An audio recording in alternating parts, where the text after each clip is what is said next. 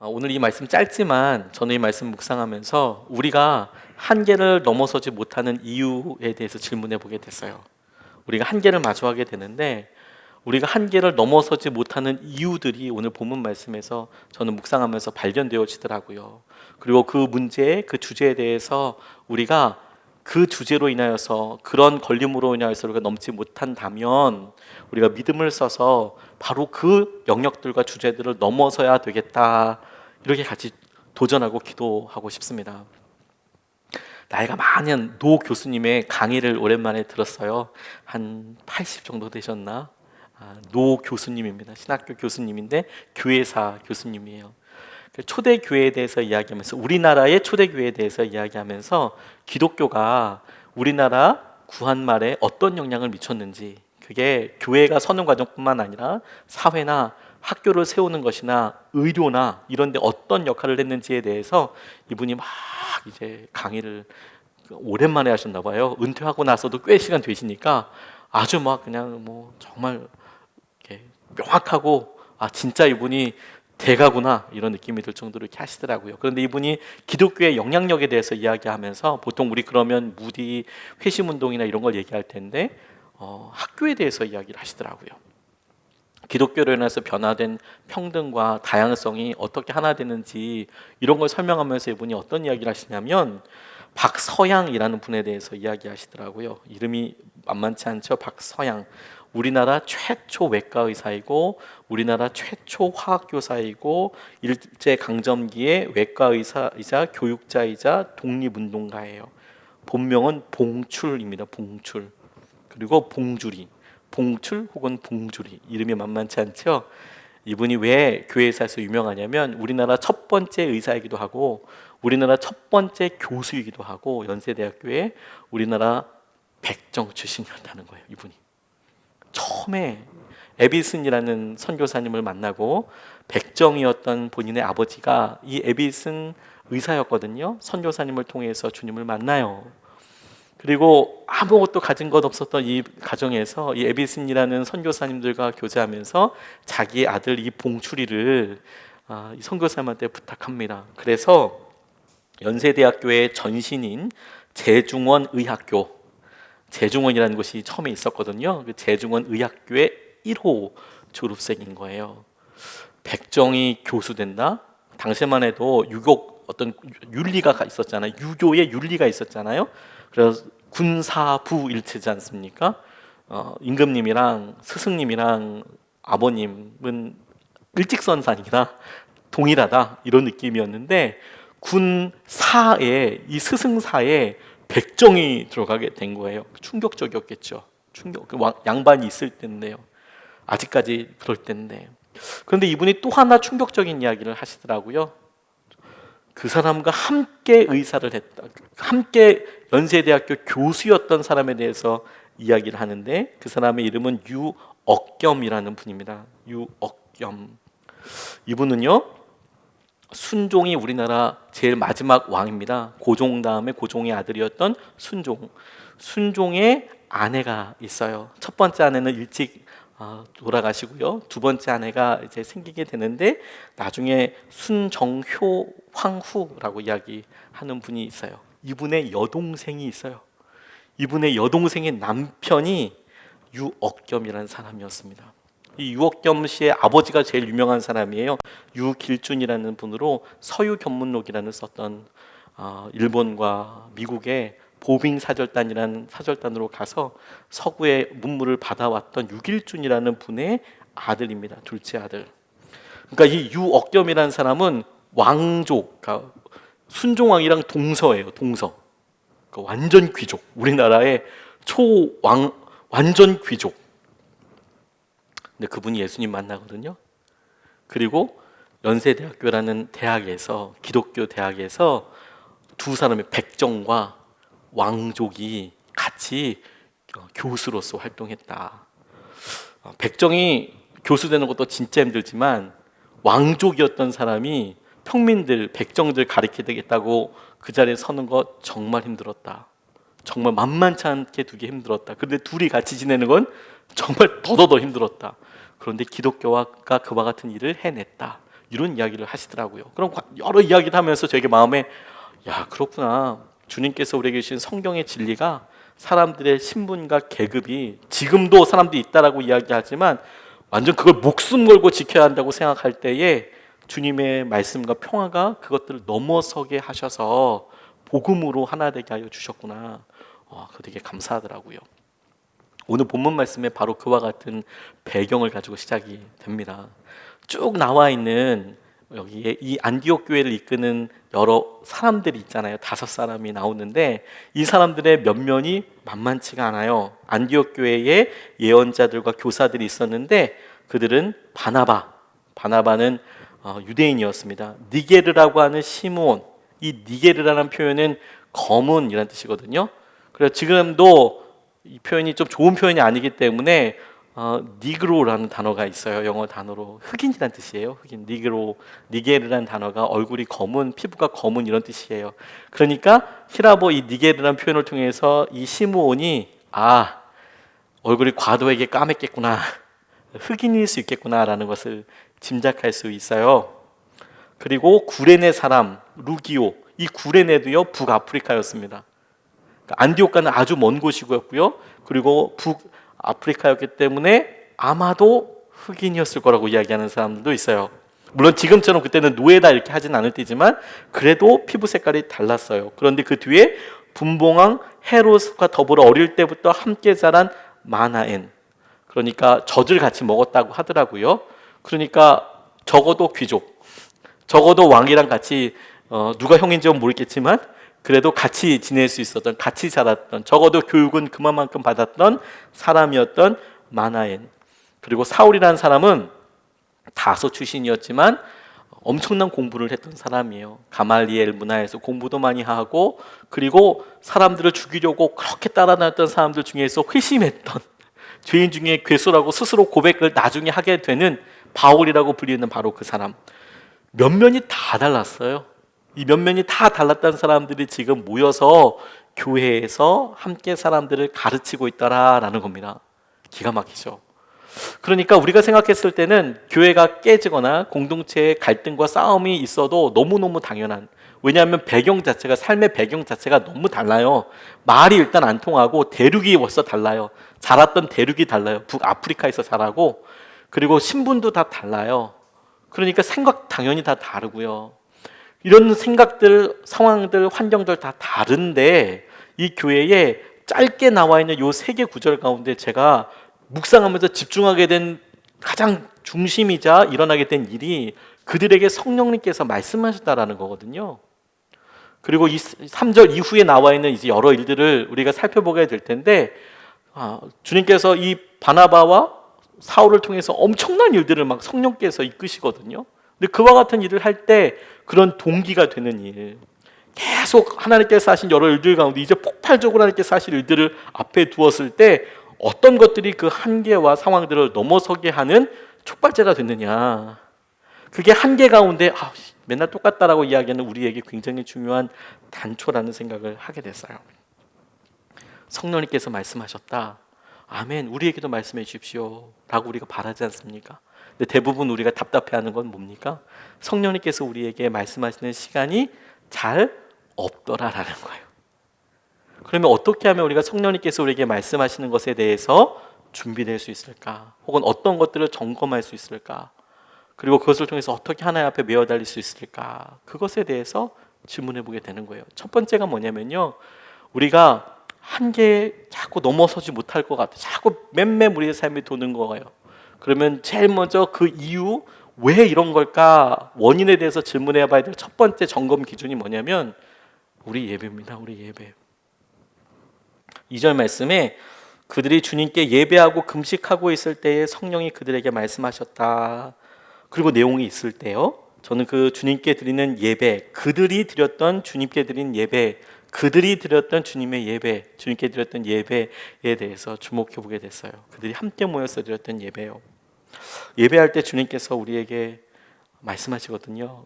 그런데 여러분, 우리가 예배 드릴 때 우리의 예배에 불이 임하는가, 이거 굉장히 중요하죠. 은혜가 있는가 우리의 마음속에. 지금 이 시간 주님께서 내게 말씀하셨다. 이걸 우리가 알아차리는 게 되게 중요해요. 그런데 이것을 한 발자국 더 나가서 이렇게 한번 질문해 보자고요. 이걸 일종의 언어라고 한번 예배를 한번 생각해 보세요. 왜 그렇게 생각하냐? 우리가 은혜를 받았어. 하나님께서 우리에게 말씀하셨어. 뿐만 아니라 그럼 우리가 드리는 고백은 주님께서 받으셨을까? 왜냐하면 예배는 우리가 주님 앞에 드리는 거잖아요. 우리가 지금 자꾸 이 코로나19나 이런 상황에서 그래 우리가 지금 예배 드리는 자세와 우리가 예배 드리는 마음을 점검해 보자 이런 질문을 저도 많이 하고 그게 우리 스스로에게 중심을 잡도록 하는 질문임에 틀림없지만 사실 이거는 100점에 20점짜리더라고요. 예배 드리는 우리의 모습이 어떤가는 중요한 문제인데 예배라는 전체 주제를 놓고 봤을 때 제일 중요한 건 뭘까요? 하나님이 받으셨는가요? 그게 제일 중요하고 사실 그게 전부예요. 하나님이 그 예배를 받으셨는가? 그리고 거기에 우리가 어떤 확신과 은혜를 누리기 위해서 필요한 것이라면 하나님이 예배를 받으셨다는 것을 우리가 어떻게 아는가 하는 거 아니겠습니까? 언어라고 그래서 한번 생각해 보게 됐어요. 하나님께 우리 자신이 마음을 드리고 그 목적은 하나님께서 받으시는 것인데 하나님께서 우리가 드리는 예배를 똑같이 우리가 드리는 방식과 내용대로 받으셨을까? 우리가 지금 드리는 예배는 정말 하나님께서 받으시고 어떻게 생각하실까? 그게 너무너무 중요하고 거의 핵심이고 전부 다라고 우리가 생각해도 좋겠다는 생각이 들었어요. 요즘 애완, 미호 많이 키우시잖아요. 그래서 저도 유튜브 보다 보면 그런 게 많이 뜨는데 저도 이렇게 보니까 너무 예쁜 애들이 많은 거예요. 그런데 개와 고양이의 이런 생활들 습관들을 잘 이렇게 묘사했던 어떤 이런 수의사들이 이야기하는데요. 개는 꼬리를 흔들어서 호감을 표현한대요. 꼬리를 흔들어서 이렇게 표현한답니다. 근데 고양이는요, 그게 위협의 신호로 읽힌대요. 얘가 업됐거나 하고 공격하기 전이거나 이런 느낌으로 읽힌대요. 고양이는. 그리고 고양이가 앞발을 들어서 공격을 이렇게 예고하면 이렇게 가만히 있다가 이제 소리내고 이렇게 확 핥으려고 막 그러고 이러면 개는 같이 노는 줄 안대요. 그 사인이 같이 노는 거라고 생각을 한다는 거예요. 그러니까 서로 모습을 보고 고양이는 나 좀 싫다 이렇게 얘기하는데 개는 놀자고 이야기를 하고 그리고 개가 이제 또 이제 싫다 놀자 이렇게 얘기하는데 고양이는 그게 또 공격이라고 생각하고 이런 일들이 계속 있어서 개와 고양이가 어렵게 지내고 헷갈리는 경우들이 많다 이런 표현들을 하더라고요. 우리가 드리는 예배가요, 하나님께서 우리가 드리는 마음의 심중에 그대로 다 아신다고 하지만 그대로 받으셨나? 이거 너무 중요하지 않습니까? 그리고 하나님께서 우리의 말씀을 우리에게 주시는 것도 우리가 확인하는 게 너무 중요하겠죠. 그럴 때 이 예배는 당연히 우리 개인의 예배, 고백을 통해서 하나님 앞에 드려지고 우리의 삶의 태도가 중요하지만 이럴 때 우리가 이게 하나님께 잘 전달되고 있는가? 이것을 확인할 수 있는 중요한 기준이 뭐냐면 하나님의 마음을 우리가 직접 물어볼 수는 없지 않습니까? 함께 드리는 사람을 통해서 알게 되는 거예요. 그래서 그들이 드렸던 예배, 그들이 함께 드렸던 하나님의 말씀, 이게 중요한 거예요. 함께 드리는 예배가 공동체로서 그게 둘이든 셋이든 넷이든 함께 드리는 예배가 너무너무 중요한 거구나. 그게 우리가 한계 가운데 있다라고 얘기할 때 우리가 드리는 예배 가운데 영적인 한계들이 있구나 라고 질문해 봐야 한다는 거예요. 10일 전입니다. 바로 며칠 전 수요일 말고 그 전주 수요일 날 제가 수요 예배 때도 한번 이야기한 적이 있습니다. 나라에서 좀 심각한 이야기를 하면서 교회 여러 준비 조심해 달라고 이야기하는 일들이 있었죠. 그 얘기 듣고 순간적으로 마음이 어려웠다고 말씀을 나눴습니다. 순간적으로 교회만 그러나 이런 마음이 들다가 주님께서 오히려 거꾸로 제게 아니야, 이럴 때 오는 예배드리는 여러분들과 이럴 때 예배드리고 있는 온라인으로 예배드리는 분들, 이 시간이 얼마나 귀하냐, 이 믿음이 얼마나 귀하냐, 드리지 못하게 하고 또 드리지 못할 여러 합당한 이유들이 이렇게나 많은데 우리가 드리는 이 예배는 얼마나 귀한 거냐. 그러니까 오히려 내가 낙담하고 좌절하고 있을 게 아니라 이렇게 믿음으로 반응하는 성도들을 위해서 최고의 설교를 준비해야겠구나, 더 많이 기도해야겠구나, 더 간절한 마음으로 그렇게 섬겨야겠구나, 그런 마음이 제게 들었다고 나눴어요. 그렇게 고백을 하고 나니까 마음이 너무너무 도전도 되고 기뻤거든요. 그렇구나, 지금 성도들이 여러 일로 못 나오는 이때가 주님께서 보시고 제 삶에 있어서 가장 놀라운 설교를 준비해야 되는 때인 거구나. 그렇게 날마다 준비되는 때는 거구나. 이제 그런 생각이 이제 제 안에 들었어요. 하지만 그거 어떻게 확인합니까? 그렇죠? 제가 그렇게 하고 이게 맞는지 어떤지. 근데 바로 그 전날 유인근 목사님이라고 우리 지지난주 설교하셨던 분 교제하는 시간이 있었거든요. 근데 저에게 몇 가지 이야기를 나누셨어요.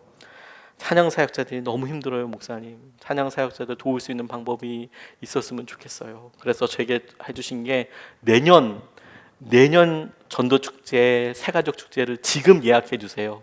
그런 일들이 많이 있으니까 그분들은. 그리고 내년에 할 걸 갖다가 열어주시고 그 드릴 사례비를 지금 주세요. 이렇게 부탁을 하시는 거예요. 제가 말씀드렸어요. 아니요, 우리는 지금 부를게요. 그때 부르지 않고, 그때 부를 수 있으면 또 부르겠지만 저희는 지금 부를게요. 그런 느낌이 제게 있었거든요. 지금 부르면 되겠다. 왜? 지금 이 시간이 믿음으로 너무너무 반응해야 될 때니까. 근데 저는 그게 일종의 사인처럼 여겨졌어요. 하나님께서 예배에 어떤 예배를 받고 싶어 하시는가. 이번 주에 기도하면서 연락드렸습니다. 한 주 동안은 그래도 이렇게 결정을 하고 운영위원회에서 우리가 같이 통과하고 하루 정도 조금 묵상하고 그리고 이제 연락을 드리기 시작했어요. 이렇게 와주십시오. 제가 송솔나무 연주자분한테 전화드릴 때 참 많이 놀랐어요. 제가 페이스북 통해서 개인적으로 이렇게 그분 소식을 이렇게 접하고 그러는데 이분이 개척교회나 이런 교회들 많이 섬기고 그러시더라고요. 그냥 섬기시더라고요. 그런데 저는 우리 아까 우리 어떤 강사님 오세요 이렇게 이야기했지만 사실 그분들 다 선한 목적교회에서 수천 명 앞에서 공연하고 수천 명 앞에서 설교할 때 뵀거든요. 근데 저희 사실 30명도 안 올 수 있어요. 30명이 우리 최고 목표예요. 그런데 정말 은혜로운 예배 드리고 싶어요. 30명이 오지만 우리가 여기 본당에서 드릴 수 있는 사람이 그 정도밖에 안 되지만 널찍 드려야 되니까.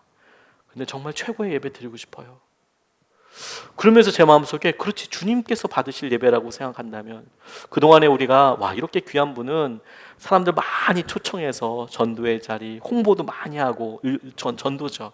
여기 누구분 오시니까 다 와서 우리 말씀 듣자, 공연도 같이 보고 은혜도 받자, 간증도 이렇게 받자, 이렇게 우리 생각할 텐데 그게 아니라 여기 오신 한 분 한 분이 여러분들이 정말 소중한 믿음으로 오셨으니 여기서 스피커들도 여기서 공연을 하시는 분들도 최고의 고백으로 반응해 주기를 하나님이 원하시는 거고, 또 하나님께서 우리에게도 그런 시간을 원하시는구나라고 제게 자연스럽게 믿어지게 되더라고요. 그리고 한 번씩 연락을 드렸어요. 우리 이동현 선교사님 오시면 여러분들 깜짝 놀라시겠지만 본인이 선교사 안 했으면 조폭했을 거라고 이야기하시는 분인데 미얀마에서 목숨 걸고 선교하시는 분이요. 최근에 큰 수술하셨어요. 장기 거의 다 조금씩 다 떼어내셨는데요. 그런데 흔쾌히 이제 수술한 지 얼마 안 됐는데요. 전화드려서 선교사님 저희 한번 와주시죠 그랬더니 언제쯤이에요? 8월 중순이요. 그때쯤이면 펄펄 날아다닐 거예요. 목사님 갈게요. 이렇게 얘기해 주시는 거예요. 그렇구나. 제가 김요한 선교사님 터키에서 몇 번 순교하실 뻔했어요. 이분. 그래서 너무너무 존경하고 전화 이제 드렸어요. 설명드리면서 전 한국에 계신지도 몰랐는데 한국에 이렇게 전화드렸어요. 근데 저희가 성도님들과 이렇게 최고의 예배를 드리고 싶어요. 목사님 기쁨으로 오시겠다고 가고 싶다고 오겠다고. 그래서 9월 4일 날 오세요. 그래서 제가 이런 과정들 중에서 뭐가 감사했는지 아십니까? 이게 내 생각이 아니구나. 이 생각이 함께 나눠지고 함께 듣는데 이게 하나가 되는 거예요. 그렇죠? 거기에 대해서 목사님 그 생각이 맞는 것 같아요. 우리 번저 운영위원회에서 목사님 그 생각이 맞는 것 같아요. 맞아요. 지금은 오히려 우리가 전도의 계기로 삼고 그런다 그러면 참 이런 행사를 하면 안 되지만 이렇게 우리 섬기는 것이 그분 사역자들도 도움을 줄 수 있고 우리의 믿음이 그렇게 최고의 예배로 드려지는 거라면 목사님 우리 같이 한번 해봐요. 이렇게 운영위원분들이 하나 되어 해주시고 선교사님들한테 연락했을 때 또 찬양 사역자들 연락했을 때 기쁨으로 가고 싶다고 저희가 얼마 못 드리고 저희가 그래요. 사람들이 많이 안 와요. 하지만 우리 같이 예배해요. 기쁨으로 오시겠다고. 너무 라스트라는 팀은 뭐라고 얘기하는지 아세요? 오프라인 예배 너무 그리웠어요. 이렇게 얘기하시더라고요. 전화 통화하는데 목사님 오프라인 공연이 너무 그리웠어요. 마음이 너무 뭉클하더라고요. 하나님은 우리의 예배를 어떻게 받으셨을까? 이게 우리에게 있어서 중요한 기준이 됩니다. 우리의 예배가 어떤가가 아니라 하나님은 정말 우리를 통해서 예배 받기 원하시는데 어떤 예배를 받기 원하실까? 그리고 그 주님의 마음에 합당한 예배, 그 예배 앞에서 주님께서는 성령을 통하여 우리에게 말씀하세요. 우리에게 이끌어주세요. 그러니까 우리가 한계를 넘어서지 못한다. 왜 이런 영적인 한계들과 우리 삶의 문제들은 항상 있었죠. 왜 그게 새롭게 보이지 않던가? 무엇부터 바꿔야 하고 점검해야 되나? 우리의 예배에 하나님께서 주시는 은혜가 임하는가? 우리가 드리는 예배를 주님께서 정말 받으시는가? 이게 첫 번째 우리가 확인해야 될 거예요. 두 번째가 뭐냐면 금식입니다. 금식. 2절 말씀에 그들이 주님께 예배하고 금식하고 있을 때에 성령이 그들에게 말씀하셨다. 저는 이 금식을 이렇게 적용하고 받아들였어요. 예배는 혼자 예배 드릴 수 있지만 혼자 드리는 예배뿐만 아니라 함께 드려서 주님께서 내게 하신 말씀을 같이 분별할 수도 있고 하나님의 뜻을 같이 점검할 수 있어요. 반면에 금식은요, 누구도 대신해 줄 수 없어요. 제가 금식하면 저희 집사람이 배가 고픈 게 아니에요. 배는 내가 고파요. 그렇죠? 그 선전 중에 그런 거 있잖아요. 치킨은 살 안 쪄요. 살은 내가 쪄요. 이런 것처럼 금식은 내가 하면 배는 내가 고파요. 집사람의 배고플 리는 없어요. 끼니가 되면 고프겠죠. 때가 되면. 그러니까 금식은 아무도 대신해 줄 수 없습니다. 물론 릴레이 기도 같이 우리가 시간을 놓고 릴레이로 기도할 때는 어느 정도 해줄 수 있지만, 그렇다고 하더라도 금식의 본질적인 내가 이것을 안 먹는 것을 통해서 그 시간에 그 마음으로 주님을 찾겠습니다 라고 하는 그 시간은 어느 누구한테도 사실 공감할 수 없어요. 상황이 다르고 서로의 건강이 다르고 시간이 다르니까 금식은 철저히 개인적입니다. 그러면서도 이 금식은 굉장히 본질적이고 어떤 의미에서 생명과 같이 생명을 드리는 기도라고 할 수도 있어요. 여러분 금식 해보셨죠? 금식했을 때만 느껴지는 영적인 현실들이 있어요. 금식할 때만 느껴지는 영적인 현실들이 있어요. 주님 앞에 내가 금식하면서 주님 앞에 기도하겠다라고 결정했을 때만 누려지게 되는 은혜가 있어요. 근데 배고파요. 그걸 은혜라고 할 수는 없겠지만 배는 고파요. 그런데 배고픔의 시간이 지나고 나면 거짓말처럼 어느 순간 느린 속도감이 느려집니다. 내 삶에 중요한 의미들이 다가와요. 힘들어서 그런 걸 수도 있지만 내가 맨날 했던 일인데 이런 일들이, 이런 기도가 내게 너무 중요하다고 생각이 들어요. 뿐만 아니라 주님의 말씀에 대한 갈증과 간절함이 있어요. 말씀을 이렇게 볼 때 어느 것이 주님의 말씀인지 분별하게 돼요. 그리고 어느 순간에 주님께서 내게 말씀하시는 것이 훅 들어와요. 내게 이런 것을 원하시는구나. 내가 이런 걸 잘못하고 있었구나. 예배로만 드리는 갈급함이 있죠. 그런데 이 금식을 통해서 이것이 다른 누구와도 아닌 나 개인, 우리 자신, 여러분 자신의 갈급함과 주님을 향한 간절함과 직결되어 있다는 것을 우리가 알게 돼요. 금식은 바로 예배가 공동체에서 함께하는 내 삶의 간절함을 이야기한다면, 하나님께서 하시는 그런 간절함을 이야기한다면, 금식은 내 안에 하나님을 향한 영적인 갈망을 이야기한다고 저는 붙잡았어요. 우리의 믿음이, 우리의 한계 상황들이 예배 자리에 계속 와서 있는 것으로 분명히 영향받을 수 있지만 그 가운데 우리가 어떤 심령인지가 너무너무 중요하죠. 우리가 간절한 마음으로 왔더라도요, 우리의 이런 간절함을 풀어줄 수 있는 그런 모임이, 교회가 없다면, 물론 주님께서 그렇게 혼자 기도할 때에도 강력하게 역사해 주시는 경우들도 있지만 그렇게 함께 기도할 수 있는 것이 있다는 게 얼마나 커다란 은혜인지 몰라요, 여러분. 예배가 저희가 40일 특세할 때도 그냥 하는 게 아니라 40일 특세 결정하기도 힘들지만 여러분, 결정을 나 40일 동안 이제 특세할 거야 라고 이야기할 때 주로 그냥 내가 아침에 가서 그냥 예배 시간 지켜야지 이런 정도밖에 결단을 못 하잖아요. 근데 저희 교회는 매주마다 주제가 시작되고 심지어 40일에 한 번씩 40일 특세가 시작이 돼요. 그러니까 본의 아니게 계속 도전을 받아요. 내가 순종을 못해서 그렇지 순종하려고 하면 얼마든지 찬스가 있어요. 찬스를 안 잡을 뿐이지 찬스가 아예 없는 것과는 엄청난 차이가 나죠. 이거 놀라운 거죠. 우리 오시는 분들도 마찬가지 아니에요. 기회가 없어요. 기회가 있으니 이게 얼마나 놀라운 것이 돼요. 그러니까 예배도 너무 중요합니다. 함께하는 거. 하지만 개인적인 갈망도 너무너무 중요해요. 조금 죄송한 얘기긴 하지만 제가 힘들었던 것 중에 하나가 뭐냐면 커다란 교회 있을 때 다 좋아요. 말씀도 너무 좋고 찬양도 너무 좋고 심지어 전 목사고 근데 영적인 갈망이 있었어요.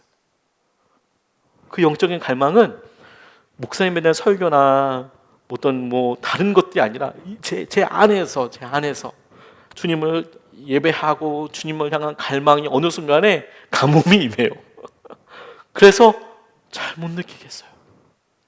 그게 엄청 힘들고 엄청 몸부림을 쳐야 하는 거더라고요. 기도원에 6개월에 한 번씩 갑니다. 저 이거 많이 힘든 다음에 결정하게 된 거예요, 사실. 많이 힘든 다음에.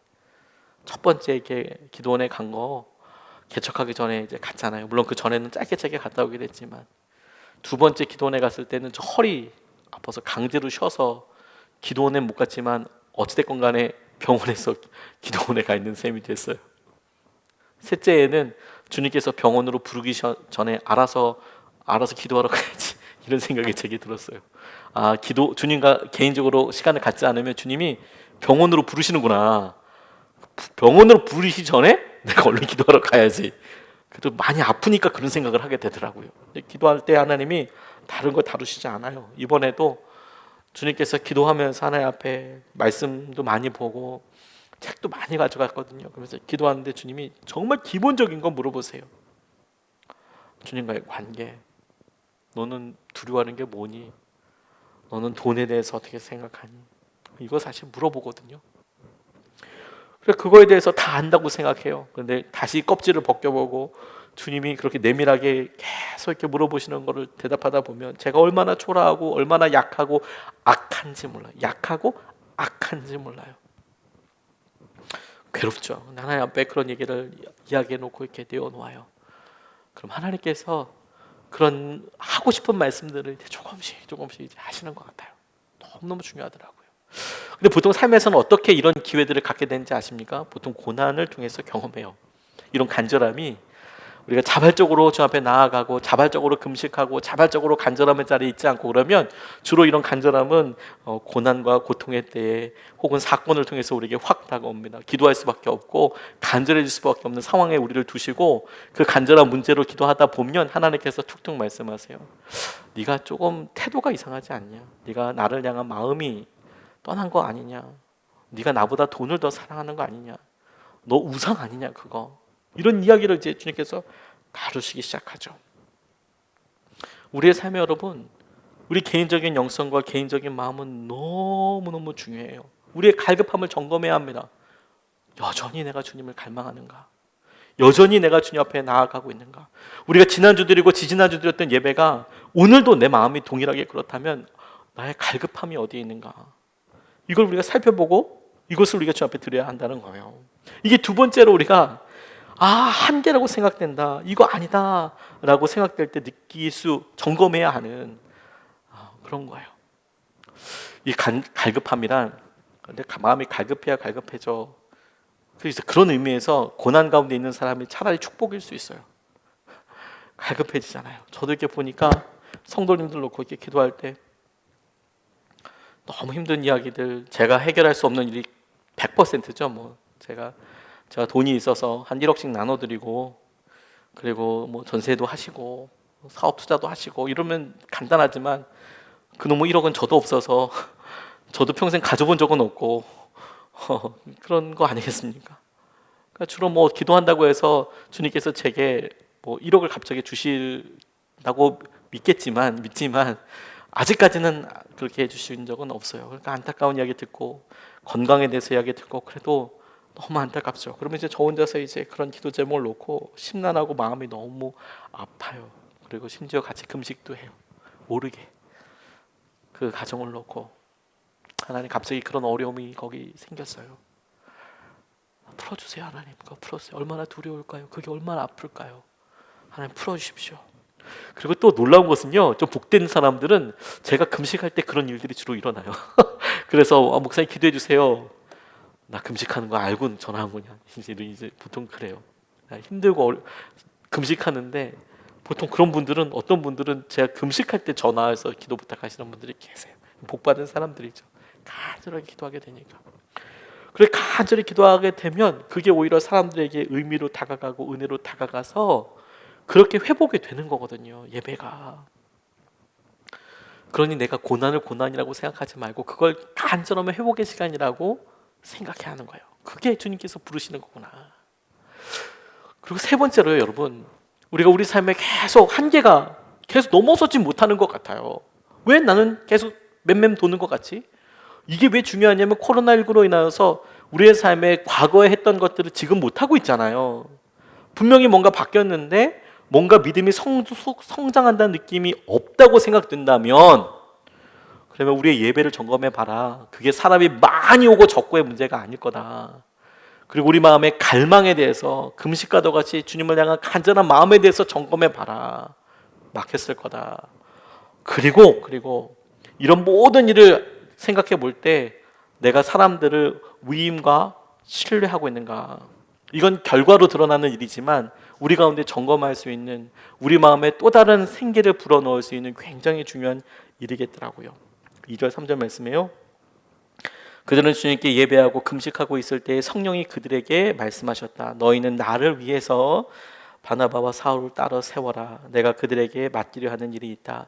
그래서 그들은 금식하고 기도한 뒤에 두 사람에게 안수를 하여 떠나보냈다. 이래서 선교 여행이 시작되고 하거든요. 그런데 이 다음에 엄청난 일들이 막 일어나요. 성령님께서 지켜주시고. 그런데 그들이 주님께 예배하고 개인적으로 다들 금식했을 때 하나님께서 그들에게 성령을 통해서 말씀하셨잖아요. 그렇게 말씀하셨을 때 그들 가운데 일어났던 결과가 뭐냐면 사람을 뽑았어요. 바나바와 사울을 따로 뽑고 위임하고 그들을 믿고 보냅니다. 이게 주는 의미가 하나님께서 안디옥 교회가 하실 수 있는 정도를 넘어서는, 안디옥 교회가 할 수 있는 영적인 캐퍼빌리티, 능력, 어떤 할 수 있는 여러 자체의 힘을 능히 깨고 넘어설 수 있는 단초가 되게 하세요. 어떤 사람을 믿고 신뢰해 주는 것, 그게 동일한 의미와 기쁨이 돼요. 이번에 선교와 관련된 일을 이렇게 정리하면서 몇몇 분들과 연락을 하게 됐는데 우리가 후원하고 있는 고상원 목사님께 전화가 왔어요. 참 기쁘더라고요. 열심히 의정부에서 애들 데리고 목회하고 있잖아요. 우리 성녀 집회 때도 한번 와서 말씀 전화 주셨지만, 그런데 계속해서 기도 제목이 있었어요. 뭔지 아십니까? 이사 가는 거였어요. 거기 건물을 허물어 버려요. 허물어 버리니까 이전할 때가 필요한데 재정이 없는 거예요. 재정이. 그래서 계속 저한테 기도 편지나 문자로 기도 부탁할 때, 목사님 이사를 언제까지 비워달라고 하는데 건물을 허물어요. 그래서 건물을 허문 것 때문에 월세를 싸게 하고 있었던 거였거든요. 근데 이제 진짜 허물어야 돼요. 나라에서 허물나는 시점이 왔어요. 우리 어떻게 어디 가요? 기도해 주세요. 그랬어요. 어떡하냐? 야, 우리 교회가 진짜 참 정말 그렇다. 간절히 기도하게 됐잖아요. 그래서 전화가 왔어요. 이사 갔다 하더라고요. 월세가 원래보다 지금 그때 천수들은 어떨지 모르겠지만 시세보다 월세도 엄청 싸고요. 이사하고 나니까 새 가족도 와요. 이렇게 이야기하더라고. 이사 잘했고. 어떻게 그렇게 됐냐? 어떻게 그런 일이 있냐? 코로나 때문에 덕 봤어요. 이렇게 이야기하더라고요. 와, 그 얘기 듣는데 너무너무 기뻤어요. 코로나 때문에 덕 봤대요. 코로나 때문에 월세가 떨어지고 코로나 때문에 사람들이 그렇게 해요. 와, 정신이 번쩍 깨더라고요. 번쩍 깨더라고요. 그렇구나. 유해녹 선교사님과 문자로 이렇게 이야기하게 됐어요. 오랜만에 문자를 보내서. 근데 유해녹 선교사님이 그래요. 지난번에 저희가 선교사님들께 후원했잖아요. 헌금해서 후원했어요. 저희가 선교사님들께 간절한 마음으로. 그리고 우리나라도 이렇게 힘든데 거기는 얼마나 힘들겠냐. 우리나라에 들어오지도 못하고 지금 이제 비행기 편이 아예 없으니까 들어오지도 못하잖아요. 그래서 이제 후원한 금액을 이제 보냈어요. 바로 다음날 보냈어요.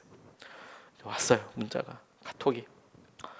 천사라 이제 선교사님, 아내 선교사님 오랫동안 이제 치통이 있었나 봐요. 한국에 들어오면 치료도 하고 낫는데 한국에 아예 들어오지 못하잖아요. 그것도 비싸고. 근데 저희가 이렇게 후원해드린 헌금 가지고 치과 치료 잘 받았대요. 너무 고맙다고 이렇게 제게 메시지를 이렇게 보내주셨어요. 눈물이 훌컥 나더라고요. 와, 그렇구나. 우리가 그 사람을 믿어요. 그 사람이 어떻게 할지 난 잘 몰라요. 하지만 그 사람에게 우리 마음, 우리 사랑 이렇게 같이 위임해주고 보내줘요. 그랬더니 그 사람이 그것으로 하나님께서 하신 놀라운 은혜들을 반응해요. 지나고 나니까 그렇구나. 우리가 알고는 그렇게 못 해줬을 것 같아요. 알고는 이사 못 보내줬을 것 같고, 알고는 치료비를 어떻게 다 대줍니까? 근데 주님께서 아니야, 우리 모르겠어. 근데 반응하니까 주님께서 그렇게 하시더라고요. 사울 완전히 검증된 사람 아니었습니다. 이때 당시에는요. 지금 이 사도행전 13장을 읽을 때 이 시기에는 사울은 검증된 사람이 아니었어요. 얼마 전까지만 해도 몇 년 전까지만 해도 같은 사람들 잡아 죽이려고 했던 사람이었어요. 검증된 사람이 아니었어요. 근데 그를 믿어요. 그래서 그를 보내줘요. 성령께서 보내라고 하니까 보내줘요. 그랬더니 믿고 바라봤더니 이제 우리 보게 될 거예요. 그를 통해서 어떤 간증과 은혜가 나타나게 되는지. 그러니까 그 모습 거기만 계속 있었으면 전도가 되는 거, 선교가 되는 거 경험하지 못하고 하나님께서 어떤 일을 하시는지 잘 몰라요. 그런데 주님께서 위임하게 하시고 신뢰해서 보냈더니 그 사람들을 통해서 엄청난 일들이 일어나서 이 안디옥 교회도 결과적으로 주님께서 저들의 삶의 한계들을 넘어서게 하시는 거더라고요. 어느 분이요, 초등학교의 아이들을 이렇게 보는데 재밌는 실험을 하셨답니다. 1반, 2반, 3반, 4반을 이렇게 보고 무작위로 이제 초등학교 3학년 애들을 가지고 이제 실험을 했어요. 그래서 그 어떤 창의성 테스트 이제 이렇게 하셨더라고요. 첫 번째 1반, 똑같은 사람이지만 이분은 똑같은 애들, 똑같은 학력 수준이지만 평균적인 수준이지만 이제 이분 얘기하기를 평범한 1반 이렇게 얘기하면서 내용이 뭐냐면 물건들을 그림 그려놓은 것 갖다 쭉 그려놓고요. 이 물건들 중에서 골라서 만들고 싶은 걸 만들어라 뭐 이런 이야기예요. 그래서 어떤 창의적인 것을 만드는가 그 만들어 놓은 것을 보고 창의성을 테스트하는 거예요. 그리고 이제 초등학생이니까 뭐 어려운 거 아니고 뭐 손 같은 모양, 뭐 삼각형 뭐 이런 것들을 이렇게 막 그림으로 만들어 놓고 네가 골라봐. 그다음에 골라가지고 해라. 그래서 첫 번째 반한테 이렇게 얘기했대요. 물건 5개로 새롭게 신기한 것을 만들어봐. 평범하고 그러면 이제 애들한테 얘들아 재밌는 거 만들어봐. 여기 있는 그림에서 5개 너희들이 골라서 신기하고 재밌는 거 아무거나 만들어봐. 그럼 애들이 신기하고 재밌는 거 만드는데 대부분 80%가 남자애들은 기차나 자동차를 만든대요. 신기한 걸 만드는데. 그리고 90% 여자들은 집을 만든대요. 신기한 걸 만드는데. 거의 애들이 창의력 거의 사실 볼 수 없죠. 그렇죠? 그런데 이걸 조금 더 창의력을 높여줄 수 있는 방법이 있답니다. 그게 뭐냐면 2반 가서 똑같은 학력인데 똑같은 수준인데 2반에 가서 이렇게 이야기한대요. 말의 간격을 살짝 이렇게 늘려서 마음에 드는 거 5개 골라봐. 그림을 보여주고 여기서 마음에 드는 거 5개 골라봐. 그럼 애들이 예쁜 거 특이한 거 고른대요. 마음에 드는 걸 5개. 그래서 너희들이 신기한 거 이제 만들 테니까 5개 골라봐. 그러면 만들 거를 생각하고 집 모양에 필요한 걸 만들고 그렇게 하잖아요. 근데 예쁜 거 골라봐. 그러면 막 이제 팔 모양도 고르고 막 이렇게 막 희한한 걸 막 고른대요. 자기 마음에 드는 거. 그리고 나서 애들한테 그 5개로 새롭고 신기한 거 만들어봐. 이렇게 얘기한대요. 그럼 애들이 진작에 말씀하시죠. 왜냐하면 이제 만들려고 보니까 너무 호박하잖아요. 자기가 있는 것 가지고 만드는 거 너무너무 힘들죠. 그런데 적어도 첫 번째 반보다는 굉장히 창의적인 것들이 나온대요. 자기가 신기하게 고른 것 가지고요. 세 번째 반에서는요, 나라를 대표할 만한 그런 창의성이 나오는데 이렇게 하면 그런 창의성이 개발된대요. 뭐냐면 새롭고 신기한 걸 만들면 뭘 만들래? 이렇게 물어본대요. 먼저 뭘 만들래? 뭘 만들고 싶니? 그러면 대표적으로 애들이 뭐 끊어 영원히 닳지 않는, 영원히 쓸 수 있는 배터리가 닳지 않는 뭐 핸드폰 이런 얘기 꼭 나온대요. 요즘 애들 핸드폰 거의 죽음이니까 뭐 그런 이야기부터 시작해서 새롭고 신기한 거 뭐가 있을까? 뭐 만들래? 그럼 막 이제 얘기를 하는 거죠. 그리고 이제 한번 적어봐요. 그리고 커튼을 쓱 치우면서 여기서 5개 골라서 만들어봐. 니네들이 만드는 거 그거 만들어봐. 그러면 아주 창의적인 것들이 막 나온대요. 막 씩씩거리면서 이게 뭐야? 이걸로 못 만들잖아. 하지만 이제 그 모양으로 이렇게 만든대요. 네 번째로요, 전 세계에 대표할 만한 창의성을 이렇게 하면 나온답니다. 똑같이 자 먼저 만들고 싶은 거 생각해봐. 뭐 만들고 싶니? 자 5개 골라봐. 그러면 이제 그거 골라서 만들려고 할 때 잠깐! 짝이랑 둘 다 바꿔봐. 자기가 고른 거 말고 짝이랑 바꿔서 네가 생각한 걸 만들어봐. 그러면 진짜 어마무시한 그게 나오는데요. 왜냐면 자기가 원하는 거 가지고 만드는 거 아니거든요. 옆 사람 옆집 짝이 골라놓은 거 가지고 자기가 지금 영원히 마르지 않는 핸드폰을 만들어야 되는 거 아니에요. 그러니까 이게 엄청 창의적인 게 막 나온대요. 전혀 생각하지 못했던 거. 저 믿음에 대해서 이렇게 적용했어요. 지금 가지고 있는 걸로 뭘 할래? 그래서 막 고민해요. 우리가 주님 저는 전세금은 얼마 있고요. 하나님 제가 할 수 있는 거 이런 거예요. 그러고 보니까 맨날 똑같은 기도 제목만 해요. 결론은 못해요. 저 사실 제 지금 상황은 안 되는 상황이에요. 이렇게만 반응합니다. 믿음에 대해서 이야기할 때. 그러니까 맨날 한계에 넘어서지 못해요. 그런데 이제 두 번째 단계로 넘어가는 거죠. 자, 하고 싶은 것을 한번 해보세요. 그리고 가지고 있는 것을 한번 해보세요. 뭘 하고 싶으세요, 당신은? 그리고 그 일을 한다고 했을 때 가지고 있는 것으로 그 일을 해보세요. 사실 용기 필요해요. 그렇죠? 젊은 위에 있을 때 그런 거 가지고 뭐 하고 싶은 거 해봐. 그런데 네가 가지고 있는 걸 해봐. 그러면 없어요. 시작 못해요. 또 세 번째, 하나님께는 뭐가 필요할까? 생각해봐. 그리고 가지고 있는 걸 한번 해봐. 한번 해봐. 그렇게 이야기할 수 있잖아요.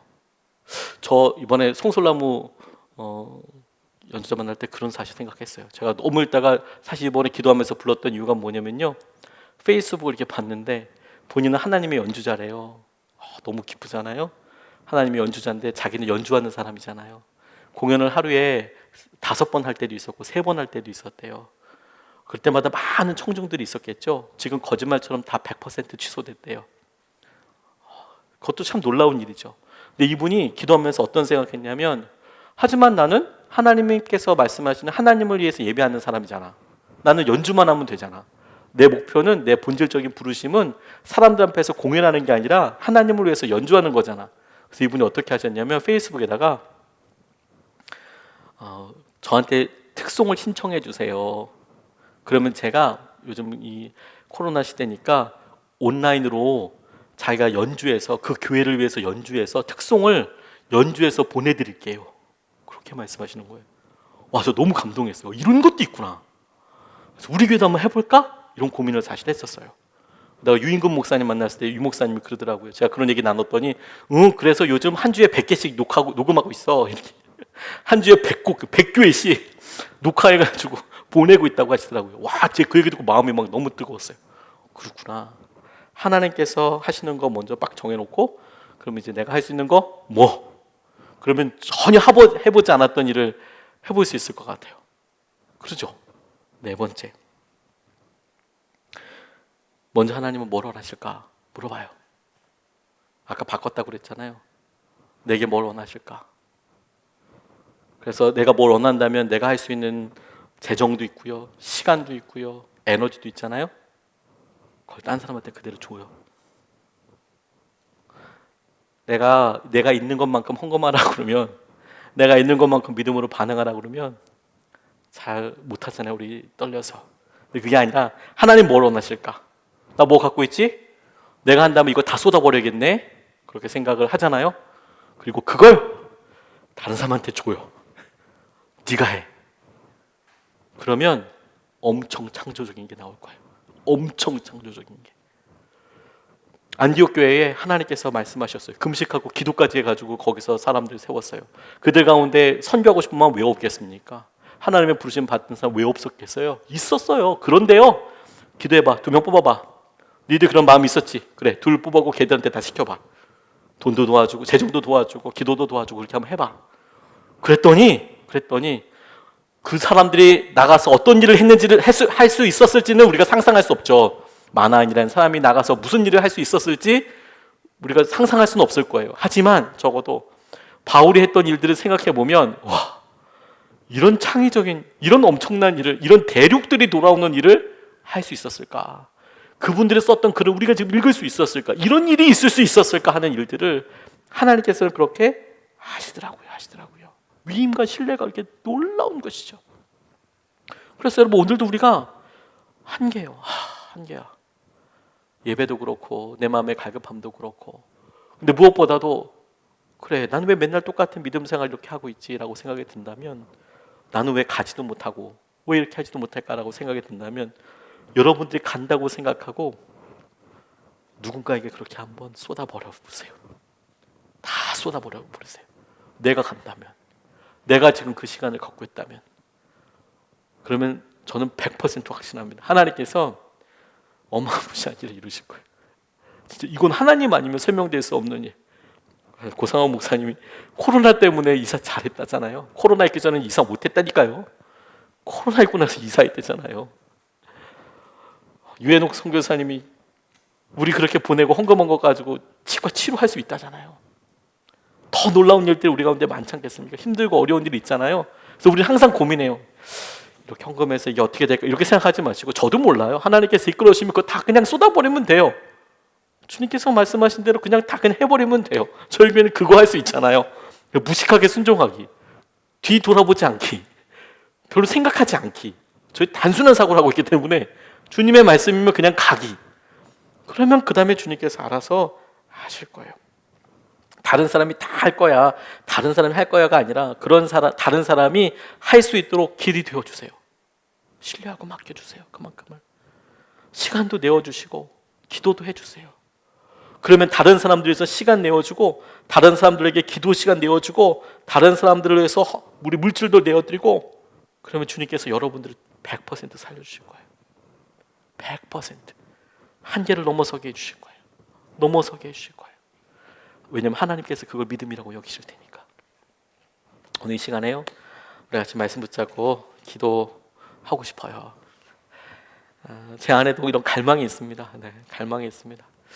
사실 저 하나님께 계속 이렇게 기도해요. 이렇게 하나님, 우리 예수 믿는 사람들 교회가 주님을 위해서 뭐든 다 드리고 싶어요. 누누이 말씀이 왔잖아요. 그렇죠? 누누이 다 드리고 싶다고 얘기했잖아요. 하나님, 알려만 주세요. 그게 뭐든지 알려만 주세요. 다 쏟아버릴게요. 그게 제 기도 제목이거든요. 근데 아직까지 안 알려주신 거 아닐까? 이런 생각을 가끔 혼자서 해요. 근데 그렇게 생각할 게 아니라, 아니지, 내가 한다고 생각하고 내게 필요한 거라고 생각하고 그렇게 기도하고, 그걸 그대로 찬양 사역자들한테 다 쏟아버리자. 선교사님들에게 다 쏟아버리자. 그럼 주님께서 내게 하실 그런 일들을 그 사람들에게 이루실 것이 아니라 그들을 통해서 하실 일들로 인하여서 나를 살리시겠구나. 나를. 그리고 온 기독교 세계를 다 살리시겠구나. 우리가 이 시간에 그런 주님의 일을 위하여 우리를 써달라고 기도하기 전에 같이 말씀 붙잡고 찬양하고 같이 기도하겠습니다.